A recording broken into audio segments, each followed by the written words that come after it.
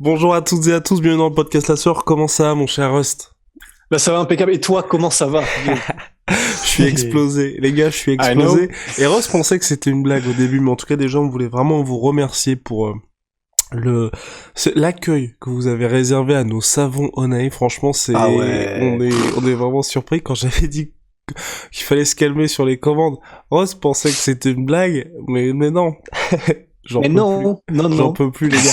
Parce que bientôt, là, on va poster les stories et tout. On fait nous-mêmes les préparations de commandes et on vous lâche à chaque commande, un petit mot. Donc, et là, Rose va venir ce soir pour s'y coller un petit peu.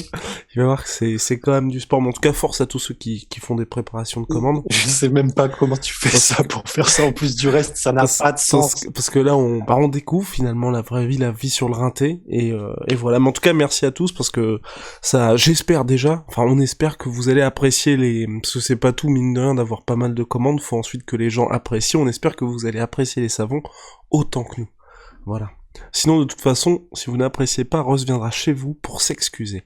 Alors, alors aujourd'hui, parlons de Francis Ngannou, mais avant ça, n'oubliez pas Road to 100 G's plus que jamais. Un petit pouce bleu, un petit abonnement, ça nous aide énormément. Ça se passe ici. Let's roll, est-ce qu'on lancerait pas le générique, Rusty? Let's roll it. Let's roll it. Swear.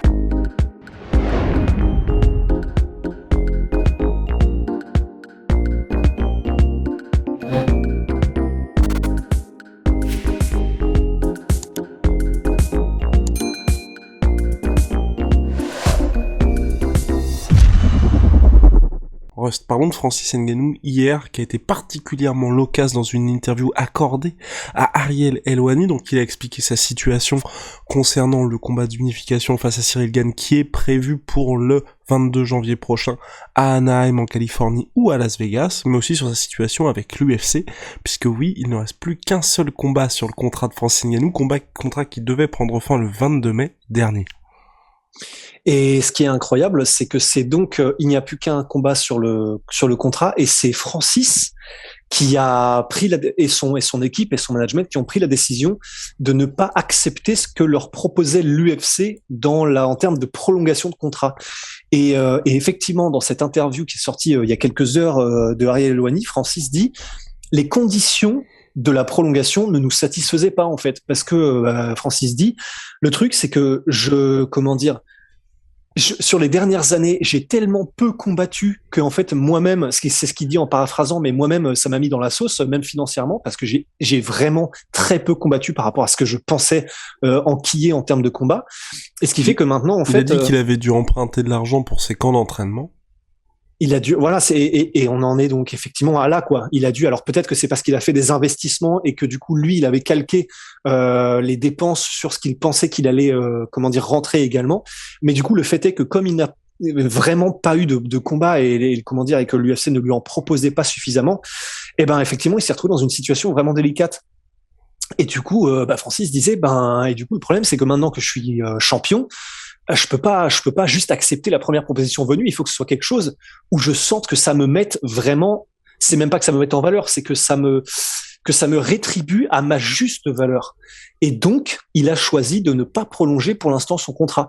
Ce qui, arrête-moi si je me trompe, Guillaume, mais c'est quand même vachement risqué, quoi.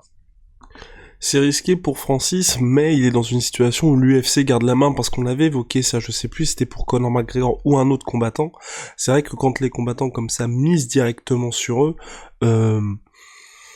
l'UFC garde la main, puisque l'UFC peut à chaque fois égaler, je crois, n'importe quelle autre offre. Donc c'est finalement, si, imaginons que Francis venait à partir par exemple au Bellator, c'est que l'UFC aurait jugé l'offre du Bellator qui n'était pas en lien avec la valeur qu'il serait prêt à mettre, enfin, qu'ils perçoivent de Francis Ngannou, donc ils le laisseraient partir. Donc en soi, même quand quelqu'un est free agent, c'est l'UFC vous laisse partir. Mais par contre, en cas de victoire face à Cyril, il aurait toutes les cartes en main, mais s'il s'incline contre Cyril, là c'est très très chaud, parce que l'UFC, clairement, ils peuvent très bien faire comme ce qu'ils font depuis 2 ans, quoi. C'est à savoir plus ou moins le mettre au placard, tu vois. Ben ouais, c'est ça, et c'est pour ça qu'effectivement En fait, d'aucuns diraient que c'est couillu, mais je pense qu'en fait, à ce stade, même si comment dire, l'état des coronesses de Francis n'est absolument pas à mettre en doute, c'est absolument pas là ce qui est la question. Mais je me dis en fait, là, je pense même pas que ce soit une histoire de couilles. Je pense que c'est vraiment une histoire de principe, je pense aussi. Et c'est ça. Ouais, c'est une histoire de principe. Je pense que vraiment là, Francis, il est en mode, je peux pas accepter en fait. Je peux pas accepter ce que vous êtes en train de me proposer.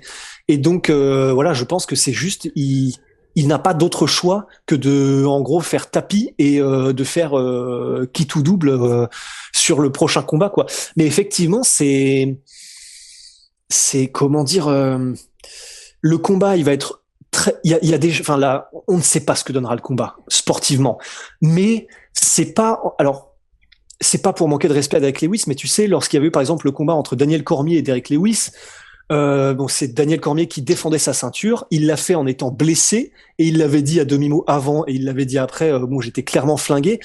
Mais donc, ce qu'on en déduisait tous, c'est que il savait que il allait tranquillement dominer Derrick Lewis. Il avait surtout précisé que dans ce délai de 3 semaines qui séparait de l'UFC 229 de l'UFC 230 où il y avait Cormier-Lewis, il n'aurait pas pris Daniel Cormier, il n'aurait pas pris Stipe Miocic pour la revanche avec 3 semaines de préparation.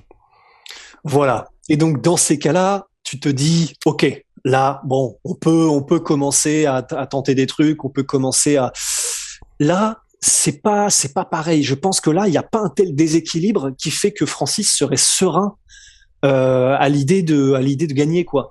Donc c'est Cyril Gane en face, c'est quand même c'est même pas un sacré gros morceau, ça va être un des plus gros combats de la carrière de Francis. Ça a été beaucoup de gros combats, mais sportivement, le risque est énorme parce que le challenger est énorme et donc c'est, je sais pas comment toi tu le sens et je sais pas comment le sentent les gens, mais personnellement, je suis presque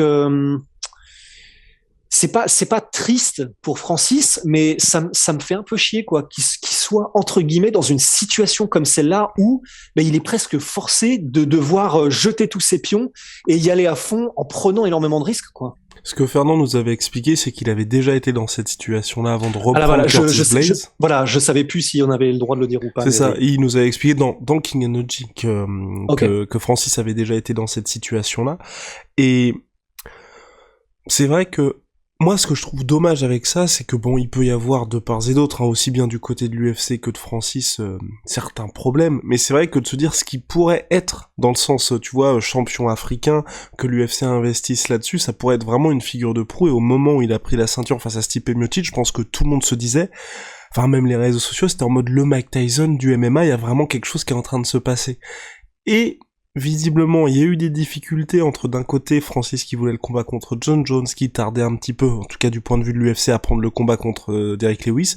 L'UFC a fait ok, on passe à la suite, comme ce qui s'était passé après le combat, le premier combat contre Stipe Miocic. Et là, on se retrouve encore dans une situation où soit Francis perd, et là finalement l'UFC aura gagné, mais si Francis gagne, là, je pense que l'UFC sont dans une situation vraiment compliquée, parce que tu peux clairement pas laisser partir ton champion, surtout si ton champion bat Cyril, qui est quand même vu, enfin il est invaincu, il est vu comme beaucoup comme le prochain très très très grand, et je parle pas seulement de la catégorie. Non, la l'UFC sera dans une situation compliquée, surtout que ton champion en plus dit, Ariel Helwani, on n'en avait pas parlé, qu'il a des envies de boxe anglaise aussi. Bah, il a des envies de boxe anglaise, donc clairement, il est vraiment là, Francis. Il est en mode dès que j'ai une opportunité, une ouverture, bah, j'y vais en fait pour la maximiser. Et c'est vrai que ben c'est aussi ça dont on n'a pas parlé, mais qui était donc dans l'émission avec Ariel Helwani. Mais c'est aussi effectivement le fait que la raison pour laquelle il est aussi en mauvais termes là avec l'UFC, Francis, c'est que et malgré tout, il le dit tout en disant c'est une magnifique organisation et je pense que bah, c'est et voilà il le dit c'est la meilleure organisation, ils font les choses extrêmement bien, mais et Francis rajoute bah, j'ai pas pu m'empêcher de me sentir de sentir qu'on me manquait de respect dans la manière dont a été fait le dont la communication, il a dit discrédité. Voilà. C'est ça, dans la manière dont la communication a été faite au moment où le titre intérimaire a été mis en place. Parce que Francis dit, c'est pas le fait de faire un titre intérimaire qui m'a gêné. Et c'est ça qui est vraiment intéressant. Francis dit, ça, à la limite, ça m'a pas dérangé, je peux le concevoir, qu'ils veulent faire un titre intérimaire parce que, ben voilà, il y a tout le business à côté, il faut que ça tourne, il fallait un pay-per-view, etc. Non, Francis, lui, ce qui l'a vraiment gêné profondément, c'est que j'allais dire l'UFC, mais là, je pense que c'est en l'occurrence Dana White, puisque c'est lui qui a été donc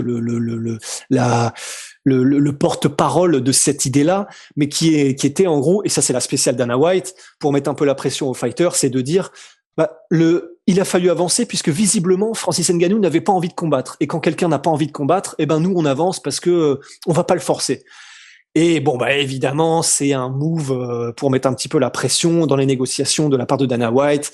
Et évidemment, mais néanmoins, effectivement, on peut pas s'empêcher de comprendre que Francis soit en mode, respectez-moi au moins un petit peu, parce que évidemment, je pense que personne n'est dupe, personne ne pense que Francis a soit peur de combattre ou qu'il n'a pas envie, mais c'est juste que Francis était en mode, attendez, j'ai combattu 2 fois en 2 ans avant. Maintenant, vous me demandez de combattre pour défendre mon titre littéralement 2 mois après que je l'ai eu. Rust, Ouais. je me permets de te couper. Je me permets de te Oui. couper parce que déjà là le son de notre cher Rust est en train de partir un petit peu en cacahuète, mais c'est de ma faute. C'est entièrement de ma faute, pas de souci Rust. Je suis en train de modifier les réglages. Non, je me permettais de te couper sur aussi quels allaient être les potentiels autres choix de l'UFC concernant l'UFC 265 où il y a eu Cyril Gane contre Derrick Lewis. Qu'est-ce qu'ils auraient pu faire selon toi? Soit sacrifier cette carte-là, soit... En vrai, là, je suis comme Francis, hein, dans le sens, pareil, je vais pas dire que ça me dérange pas, parce que c'est vrai que quand même, c'est abusé de faire un titre intérimaire. Je veux pas dire que ça me dérange pas. Ouais, non, mais parce que voilà, Francis dit que ça ne le dérange pas qu'il y ait eu un titre intérimaire. Peut-être, et c'est sans doute vrai, il le dit, on ne peut que le croire. Moi, je trouvais ça un petit peu abusé parce que c'est le titre intérimaire. Théoriquement, c'est lorsqu'il y a eu de l'inactivité depuis genre 1 an ou qu'il y a une grosse blessure dont on sait qu'elle va se résorber pendant longtemps, etc. Donc, l'idée même du titre intérimaire, bon, non, en vrai, ça me dérange quand même, ça me dérangeait un petit peu.